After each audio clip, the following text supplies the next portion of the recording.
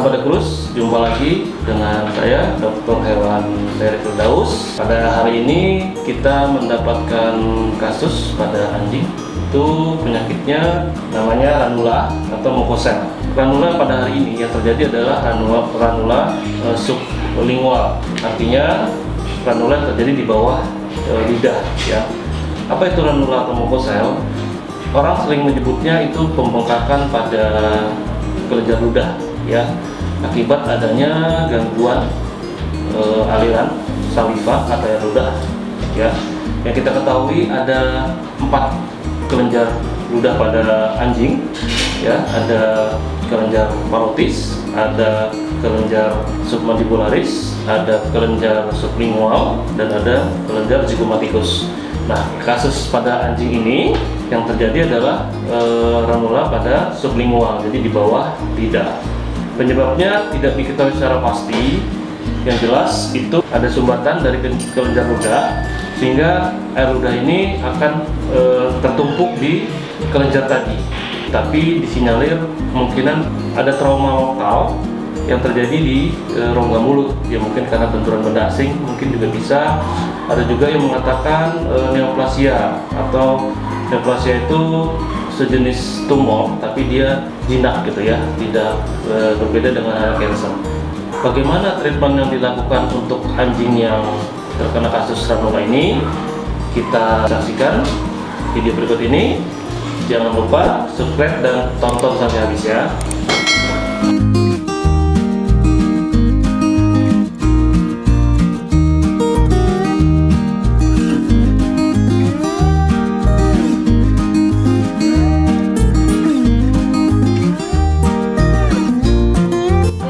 Coba aja pakai itu, misalnya dibawain aja, jadi biar itu tapi makanan kering kering, nggak apa-apa dibawakan, karena gini dia lagi sakit, dia dapat makanan yang khusus. Terus juga nanti kalau misalnya memang nggak bisa nih karena dia baru operasi mulutnya, misalnya harus diganti pakai makanan yang lunak, nanti kan kita bisa bawa ambilin dari sini, ambilin gitu.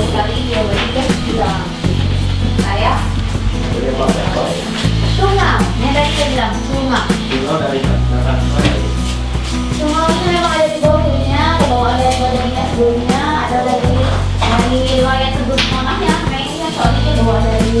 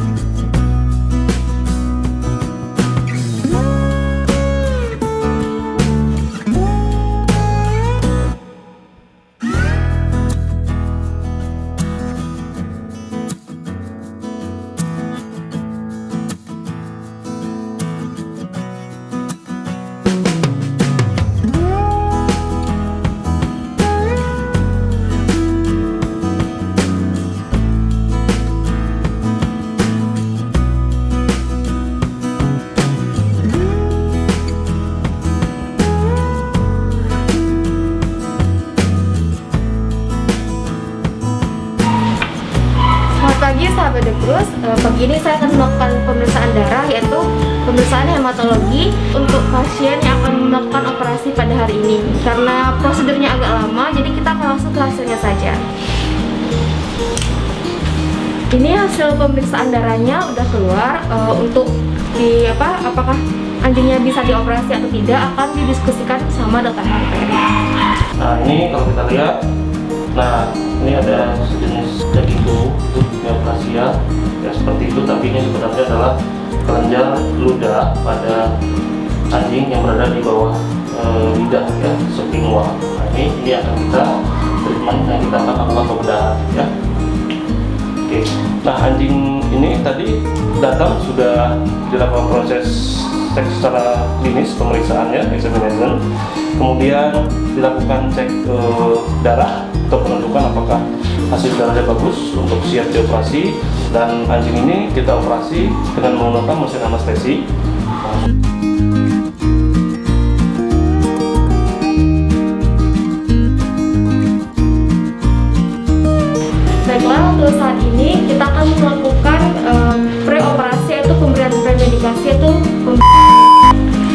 Ini dilakukan di otot. Langsung saja pemberian.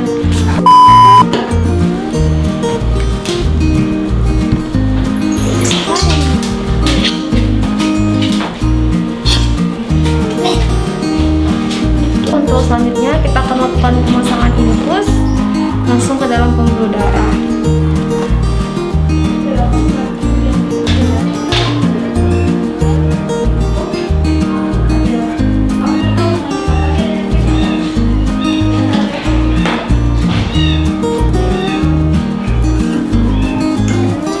Untuk selanjutnya akan dilakukan pemberian obat bius, yaitu setelah hewan tertidur akan dilanjutkan dengan pemasangan ETT dan dilanjutkan dengan anestesi inhalasi.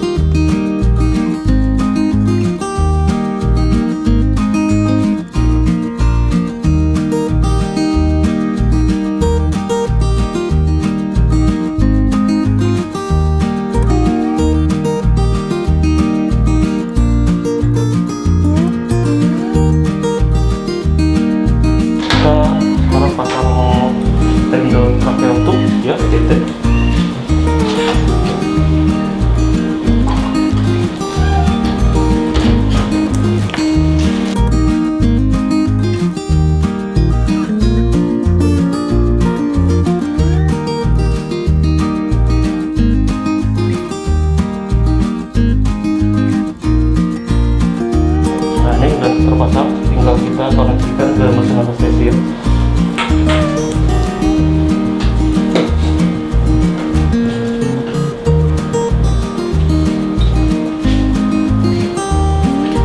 Oke, sekarang kita pasang pasien monitor ya.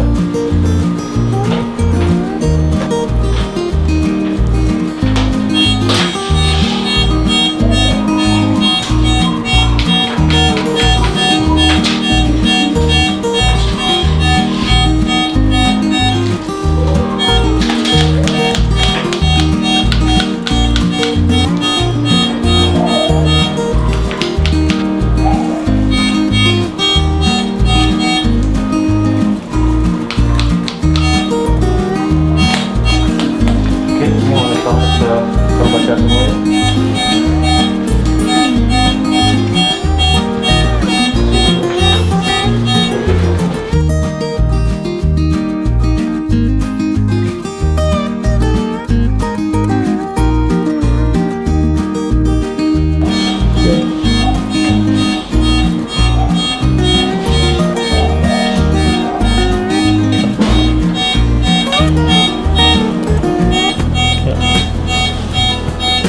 Ini yang bermasalah. Kalau normalnya tidak ada, sebelah sini dia tidak ada ya, bagus. Sebelah sini dia ada timbul, bisa jaringan baru juga. Oke.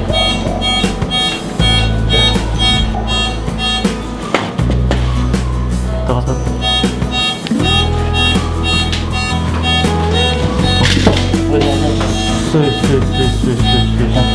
Pikirin aja pusingnya. Pusingnya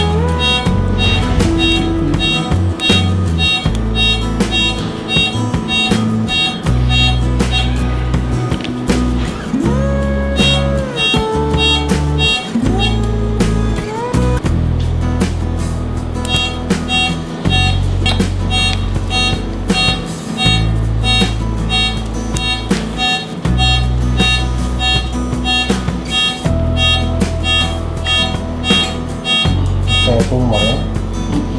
Neoplasia ya tadi. Itu jangan lupa.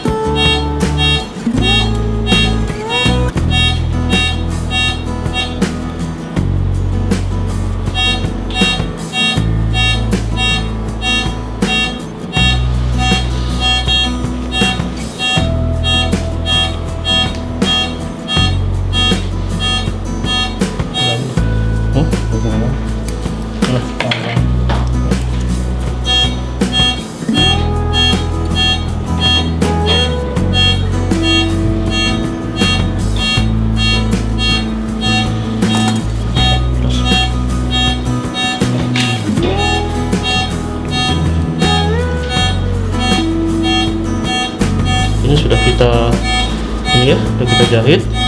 Ternyata memang ini seperti daging tumbuh ya. Jadi ini sebenarnya penyebabnya kemungkinan sih jaringan baru tumbuh, atau bisa disebut biasanya tadi yang saya jelaskan tadi, bisa karena penyumbatan duktusnya, saluran air liurnya, dan ini kemungkinan ini penyebabnya adalah neoplasia ataupun jaringan tumbuh yang bersifat seperti kanker tapi dia tidak ganas ya. Ini sudah kita angkat ya. Baik, kita sudah lakukan operasi sekitar setengah jaman ya. Setengah jaman, preparasinya lumayan lama. Kasus ini tadi setelah dibius, kemudian kita tahu bahwa penyebabnya kemungkinan ada jaringan baru yang tumbuh ya, sejenis neoplasia ya. Jadi itu yang menghambat saluran tadi menjadi tersumbat, saluran salivannya menjadi tersumbat sehingga menyebabkan kebengkakan. Itu sudah saya angkat, kemudian sudah saya lakukan pembedahan dan sudah dilihat tadi hasilnya. Proses operasi ini yang jelas jangan ditiru di rumah ya. Ini khusus spesialis untuk profesional ya, terutama dokter hewan, praktisi hewan kecil. Kami hanya sekedar memberikan informasi ataupun edukasi bahwasanya pelaksanaan tindak operasi bedah itu mempunyai gold standar. Gold standar itu yang memperhatikan segi-segi aspek dari morbiditas, kesakitan dan mortalitas atau tingkat kematian. Nah, jadi dari awal pun tahapannya ya, kalau dilihat dari videonya seperti kita ketahui ada pengecekan secara klinis oleh dokter hewan, kemudian dilakukan juga pengecekan darah, maka anjing ini bisa untuk dioperasi, kemudian dengan menggunakan alat anestesi mesin dan kemudian dilakukan operasi, kemudian nanti ada perawatan pasca operasinya.